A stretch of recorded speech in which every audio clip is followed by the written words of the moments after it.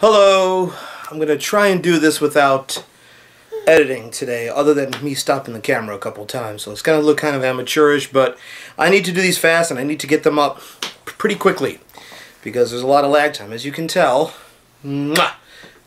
Sometimes it's hard to get these things up with a 2-year-old and a 5-month-old. And I thought I'd do a fun one today of it just being about some show and tell stuff. I thought I'd show some of my Beatles stuff as far as physical product. I prefer still going to a store and buying things or going to Amazon.com. Okay, so I did buy the 2012 vinyl remasters. And I know a lot of people complained about them. This is just some of them. Not like the originals, and I never owned any of the British vinyl to begin with. So it was kind of important for me to get them, even though I kind of felt that they could have been done better. Some of them have some flaws in them, and some of the packaging is kind of flimsy, as you can tell by the copy of Revolver right here. Oops, excuse me, buddy. You okay? Like right there. But I can't wait for the mono vinyl editions to come out, which should be in a few weeks here, because those have gone from analog.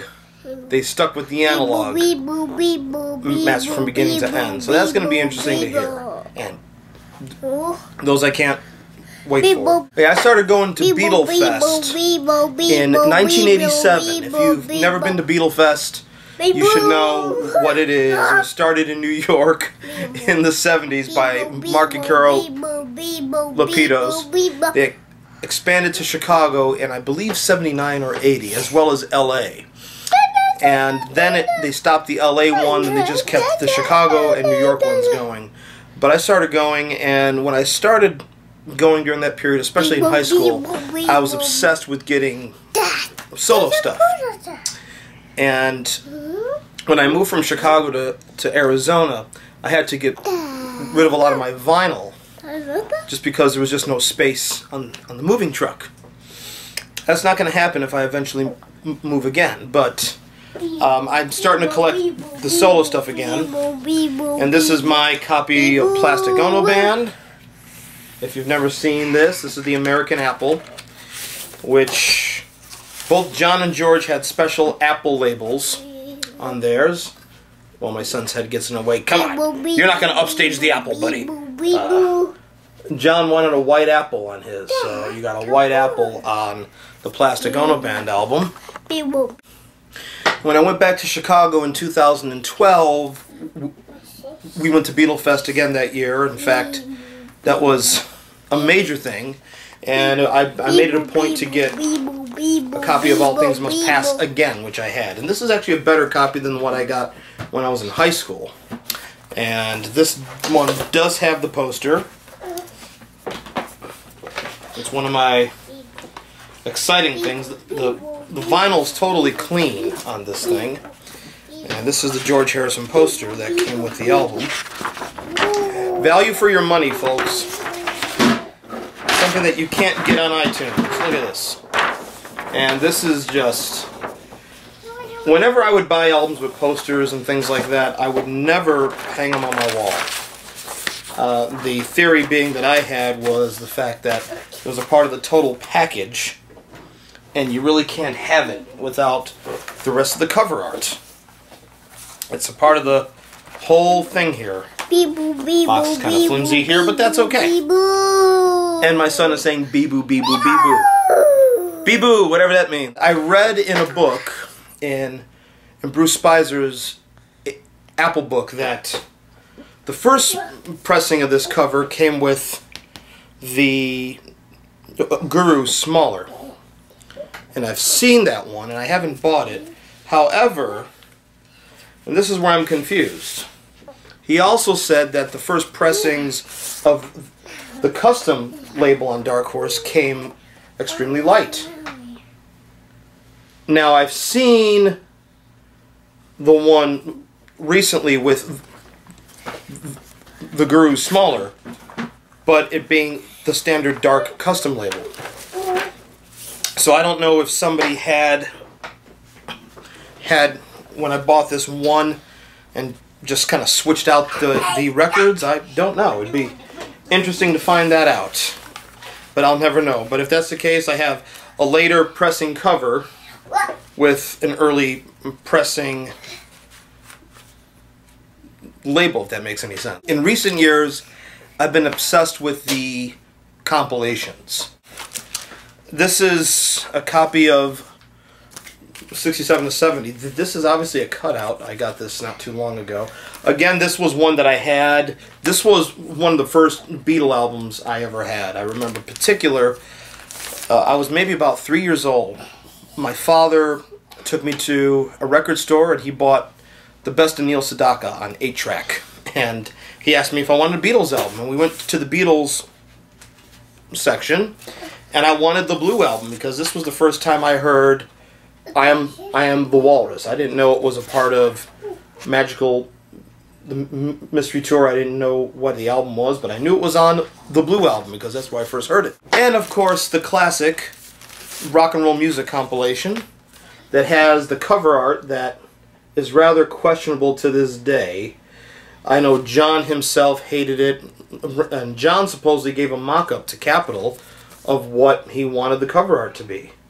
And then even suggested they use some of Astrid's photos of them in Hamburg on here. And I, you know, the gatefold sleeve with the painting of 50s style drive-ins and Coca-Cola. And I think part of the reason they did this cover art is because the whole 50s, early 60s nostalgia boom that happened in the mid-70s, thanks to George Lucas's film American Graffiti and Happy Days. But this is a killer compilation anyways. I don't know what these thumbs are supposed to represent. Somebody please tell me. And then of course we have the sequel to rock and roll music, Love Songs. Now, if you've ever seen the Richard Avedon photo of this is actually 4 separate photos altogether, and he collaged them together. But originally, from what I heard, and I read about this, Paul was not so prominent in the photo. I think he was back where George was, and George was up front, or Ringo. But Capitol asked if he could kind of if they could doctor the photo, because Paul was the prominent Beatle in the time in the 70s. It's a beautiful leather embossed cover, and it's not the colored brown vinyl, but you do get the beautiful romantic calligraphy booklet, and you're hearing my son playing with the computer right there. And it's got the custom Capitol, the custom Love Songs label on here as well. Now this is pretty exciting. The Love compilation on vinyl. I got this at Beetle Fest in 2012. Went back to Chicago. It's great hearing it on 4 vinyl records. Now this is one of my prized possessions here. This is a copy of the White Album I got at Beetle Fest again. I spent $50 on this. This is an original. It's numbered. It's not a low number. This is A, which stands for America. Now this is something that I got again when I went back in 2012 to Beetle Fest, or as it's now called, the Fest for Beatle Fans. I had always wanted to get a copy of the EP of Magical Mystery Tour, an original EP of this. Now this is not the mono one, it's the stereo one. But the fact that I finally got in my hands an original Magical Mystery Tour EP. In case you don't know the story, Magical Mystery Tour in England was not issued as an album. It was issued as a double EP set, with 2 EPs being played at 45 RPM. I know you've seen these countless times, but this is the 2009 remaster box set. I still have the original CDs that came out. And this is the mono. I'm trying to urge even the most casual fans to check out the mono editions of these things. And I'm showing them here because I don't think I could convey. I wasn't doing videos at the time when these came out, but I don't think anybody could convey the excitement. Well, actually, somebody did. Check out John Montagna's video of when he got these back in 2009. This is a section in my hallway for all of my Beatles related stuff. Now you're going to see a gap here because the mono box set and the US albums box set is in the other room that I was showing you. But this is all of the Macca box sets that have just come out recently here. The Magical Mystery Tour box set. This is a copy of the Beatles recording sessions. The Scorsese documentary on George Harrison, that's the box set right here, if you could see that.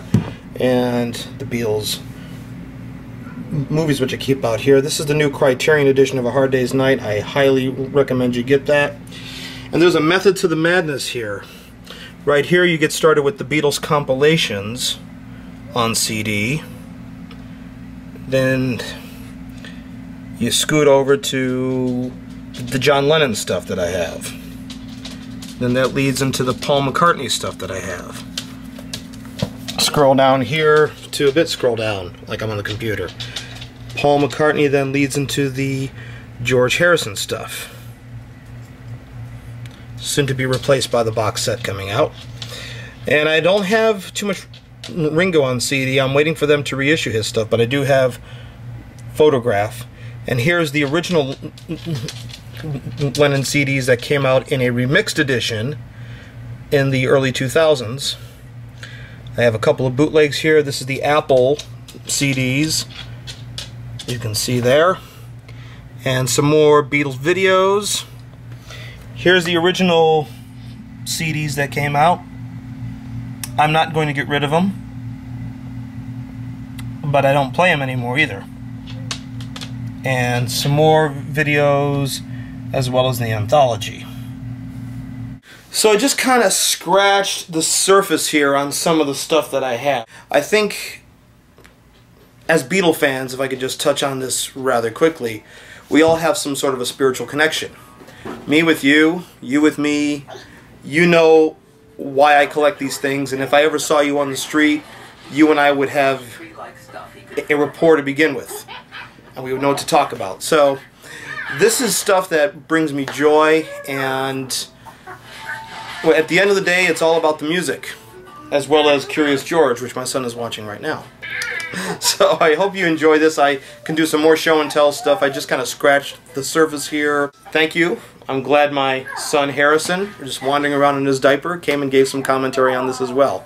So thank you very much. Keep the comments coming, and you have a great day.